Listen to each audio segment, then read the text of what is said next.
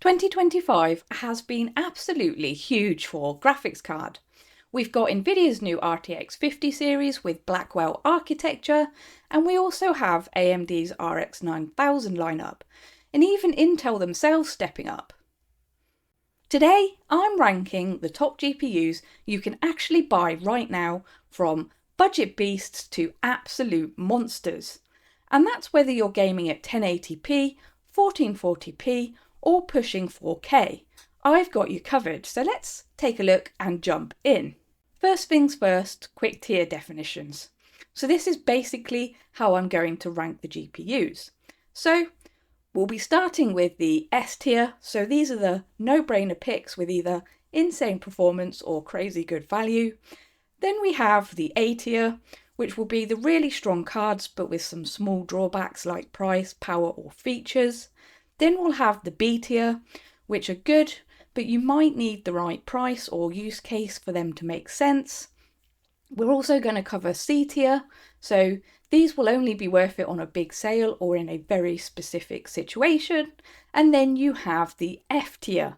So basically, don't buy new in 2025 unless you get them used or for dirt cheap. So for today's video, I'm mainly focusing on current gen and relevant previous gen GPUs. So that will be mainly NVIDIA's RTX 50 and late 40 series. And of course, AMD's RX 9000 and late 7000 series. We're also going to discuss Intel's newer Arc Battlemarch cards too. So, first up, the RTX 5090.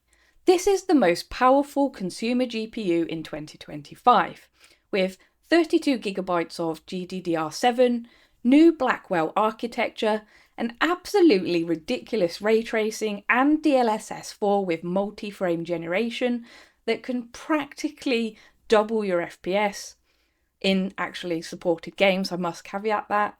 And if you're playing at 4K with everything maxed, basically doing heavy content creation or running AI at home, the 5090 just shreds everything.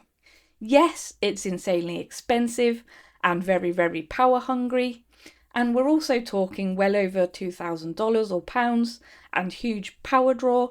But in terms of pure performance, it's unquestionably S tier. Next, we have the RTX 5080, also S tier. So you can think of this as the smart high-end choice.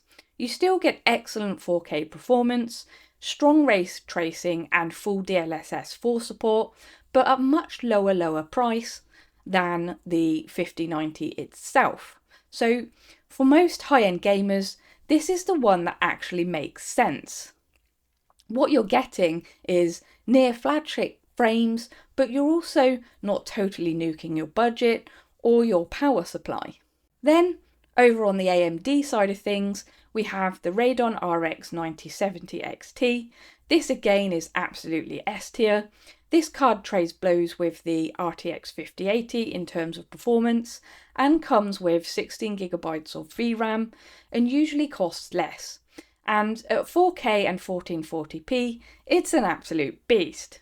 If you don't care as much about NVIDIA's ray tracing advantage and DLSS, and you just want maximum FPS for your money, this is arguably the best high-end card or value card right now. AMD's SFR4 is there for upscaling as well. So basically, you're not missing out on any performance boosts or features. Next, we have the RTX 5070 Ti. This is also going on the S tier list, so if you're on the 1440p, this card is an absolute monster, with 16GB of GDDR7, high refresh performance in esports titles, and over 100 FPS in modern AAA games with settings cranked. Plus, you get DLSS 4 and NVIDIA Reflex for super smooth low latency gameplay, and for a lot of people, this is the sweet spot GPU in 2025. Then we have AMD's RX 9060 XT. So this is 16GB.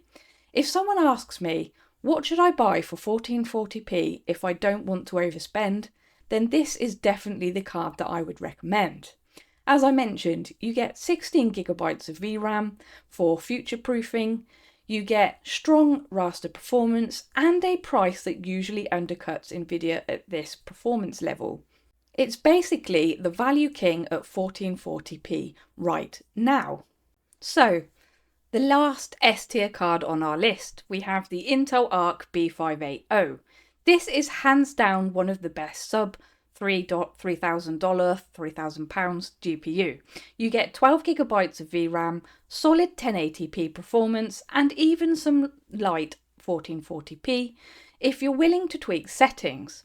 XeSS2 works surprisingly well in supported games, and the price to performance is just too good to ignore.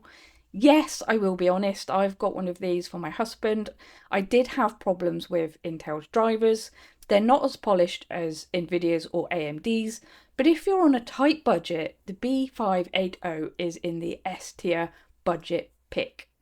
Now, let's move down one level to the A tier. So these are still really good cards, but with a couple of caveats. So let's start off with the RTX 5070. This is going into my A tier because it's basically a slightly cut down 5070 Ti, but still a great 1440p card with plenty of performance, DLSS 4, and the whole NVIDIA feature set. The only reason I haven't actually put this in my S tier is that if the price gap between the 5070 and the 5070 Ti basically is small, then you'll almost always just buy the Ti. So this ranking really is dependent on what price you can get it for, to be honest with you. Next up we have the AMD RX 9070 GRE. This is also going in my A tier because it sits between the 9060 XT and the 9070 XT. So it's ideal for high refresh between 1440p and even entry level 4K. Performance is strong, VRAM is solid, and the pricing can be very attractive depending on your region. But in all honesty, it's not as a slam dunk as the 9060 XT or the 9070 XT in terms of value. So that's why I'm keeping it A tier rather than S. But it is actually still, in my opinion, a very strong option. Next, we've got the RTX 5060 Ti with 16 gigabytes. Again, A tier. This is a mid-range card with real future headroom. So that 16 gigabytes of VRAM means you're not only going to get you're not going to get instantly choked in the future AAA titles, and DLSS 4 lets you comfortably play at 1080p and even 1440p with the right settings. The only catch is with this one, as ever, is pricing. If it creeps too close to the 5070 territory, it becomes a bit of a tougher sell, but if it's at a good mid-range price, it is a very, very strong card. Then, lastly, in our A tier, I've got the AMD RX 7600 XT. So this is at the lower end. Most cards cheap out on VRAM here. This one doesn't, but you do get that 16 gigabytes, which is huge for a budget GPU. It's excellent for 1080p, and with some setting tweaks, you can even have a decent 1440p experience. FSR helps here as well. Basically, for someone building an affordable PC that they don't want to upgrade immediately, this is, in my opinion, again, a very safe, very solid choice, and that's why it's A tier. Now let's talk about tier B or B tier. These are the good cards, but they really, really depend on the right price or buying used, basically. So let's start with the RTX 4070 and 4070 Super. They're in my B list in 2025 because they still offer solid 1440p performance and DLSS, but with newer RTX 50 series cards and strong AMD alternatives like the 9060 XT. They're not just best value at normal prices anymore. If you find them heavily discounted or in a good pre-built or in a pre-built at a good price, then they're absolutely fine. Otherwise, in all honesty, if it were me, I'd look at the newer stuff. So AMD RX 7900 XTX also lands in my B tier. It's still a very powerful GPU for 4K and has plenty of VRAM. The reason it isn't higher is that the newer RX 9000 series cards and NVIDIA's latest offerings basically exist. But if you can grab a 7900 XTX at a serious discount compared to something like the 9070 XT or the RTX 5080, it's a great pick. At full price though, it's a little bit harder to actually recommend. And it's the same story with the RTX 4090. That's in my B tier. It was the king before the 5090 showed up, and it's still extremely powerful, but if the newer 4090s are still priced close to 5090 territory or to high-end Blackwell cards, it just, in my view, doesn't make sense. However, if you find a good used 4090 or a big sale, it does become very interesting, which is why it sits in B instead of lower with my ranking. Yeah. And then finally for B, the last one on my list is the Intel Arc B570. So this is again a decent budget GPU for 1080p gaming, but it's overshadowed by the B580. If the price gap is small, you always want the B580 instead of the B570. It's good, just not that exciting. So very, very classic B tier material here. So now on to tier C. So these cards are usable, but I would only recommend buying them if the price is really low. So first up, we have the RTX 5060 8GB.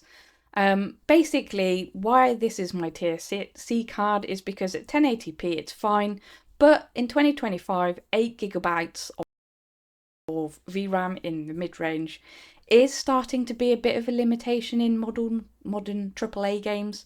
That's when you compare it to things like the RX 7600 XT with its 60GB or Intel's B580. It's not as compelling unless it's basically significantly cheaper, in my opinion. Next, we have the RTX 4060, also in tier C. This is the last gen entry level. It plays games at 1080p and DLSS helps keep it alive, but in all honesty, value-wise, it's often beaten by the newer 50 series cards or AMD's 16GB budget options. But if you were to get it in a pre-built or on a heavy discount, it's fine, but I wouldn't target it as a new standalone purchase in 2025. And then there's the RTX 5050, also in tier C. It's a basic 1080p card. It can do medium to high settings in most games, but again, we're back to the 8GB of VRAM problem. So in 2025, if you're buying new and you want your card to last a few years, this particular card's probably not ideal. Basically, it's only interesting if it's much cheaper than the alternatives like the RX 7600 XT or the Arc B580. Finally, let's talk about F tier. So basically, what I'm saying is do not buy these new in 2025. You can say this more as rules than individual cards here. So basically, if it's a mid-range 8GB card in 2025 and it costs anywhere close to a 16GB alternative, then it's definitely an F tier purchase in my books. If it's an older high-end GPU like an RTX 2000 series, early RX 5000 series, still being sold at new or premium, then it's also F tier. And if it's something like an RTX 4060 Ti, priced so high that you could probably just get a 5070, 5060 Ti, 16GB or RX 9060 XT instead, then it's an F tier deal in my book as well. So F tier isn't always about the card being unusable. It's more about the lesser value in 2025 when you look at what else you could buy for the same money, basically. Alright, so now it's your turn. What GPU are you rocking and what tier are you putting it in? Drop it in the comments and please feel free to roast my list if you have to. I'm open to debate. So, if this helped you dodge an F tier buy, hit that like button, smash subscribe, and send this to a friend who's about to buy an F tier GPU and overpay for an 8GB card in 2025. As always, I appreciate you watching, and please take care of yourselves, and I will catch you in the next one.